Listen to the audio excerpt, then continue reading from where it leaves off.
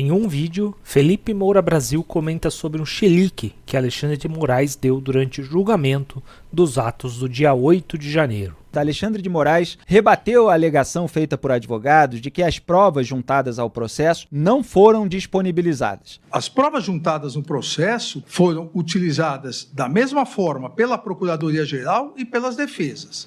Há uma alegação por escrito, e foi feita na tribuna, que haveria uma violação na cadeia de custódia e nulidade na obtenção de documentos, porque não foram das fontes originais, mas sim de versões fornecidas pela Secretaria do Supremo Tribunal Federal. Olha, salvo se a defesa comprovar que a Secretaria do Supremo Tribunal Federal fraudou provas, é uma alegação esdrúxula, é um absurdo, é uma alegação sem nenhum fundamento. La garantia sou eu. Ele que garante, o Moraes, que nada de errado aconteceu. Eu acho muito engraçado a indignação do Moraes diante da alegação de que pode ter havido algum tipo de manipulação, algum tipo de erro entre a prova original e o fornecimento de um pendrive, de um HD para os advogados pela Secretaria de Comunicação do Supremo Tribunal Federal. A Secretaria aqui de Comunicação. Como assim vocês acham que a Secretaria manipulou, que a Secretaria fraudou? As coisas, em termos processuais, elas precisam ser verificáveis, certo?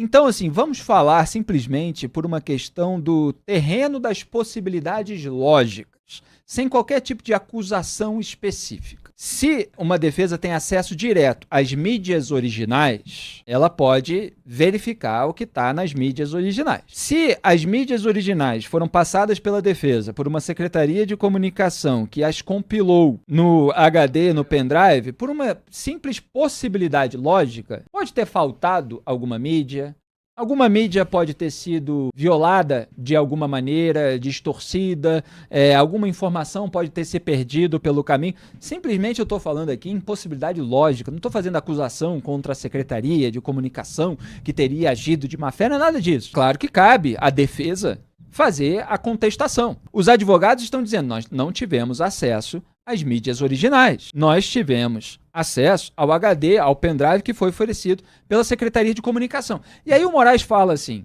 a menos que tenha uma prova de fraude, ora, como é que uma defesa pode ter uma prova de fraude da Secretaria de Comunicação se ela não pôde fazer a comparação entre o HD e o pendrive, ou seja, o material fornecido pela Secretaria de Comunicação e as mídias originais? Ela não tem como fazer isso. O que o Moraes está dizendo é que vocês têm que acreditar na gente, porque a gente é o Supremo Tribunal Federal. E imagina se a gente erraria em alguma coisa. É o relator que deixou preso durante 11 meses, depois mais 2 meses com tornozeleira eletrônica, um morador de rua. Não tinha nada a ver com os atos do 8/1, simplesmente estava lá naquele local e foi, por curiosidade, ver o que estava acontecendo. E a questão que eu coloco é a seguinte, se fosse o Ministério Público, seria assim a visão dos ministros do Supremo Tribunal Federal? Se vamos dizer assim, a defesa do Lula, a defesa do Michel Temer, a defesa do José Dirceu, ficasse apontando que não tivemos acesso às mídias originais, os ministros do STF, eles falariam assim, como vocês estão desconfiando da Secretaria de Comunicação do Ministério Público? Vocês acham que teria essa indignação? E isonomia é um dos princípios que são usados também conforme a conveniência. Tem mais um vídeo do Moraes no julgamento. O Moraes chamou de narrativa a alegação de que ele seria, ao mesmo tempo, relator, juiz e vítima. Está dizendo que isso é coisa de rede social. As denominadas milícias digitais continuam insistindo que eu sou o relator, o juiz e a vítima.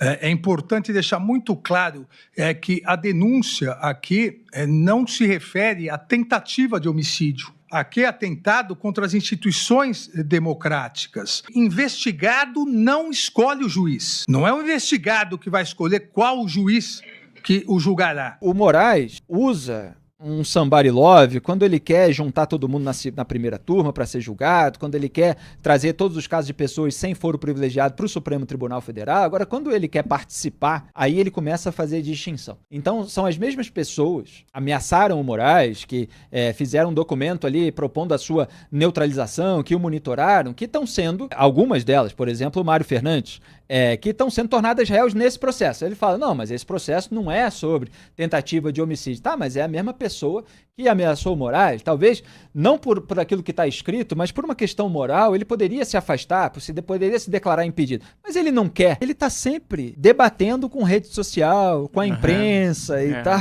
em vez de fazer aquilo que é o papel do juiz, e que é analisar as provas do processo, enfim, agir quando é provocado.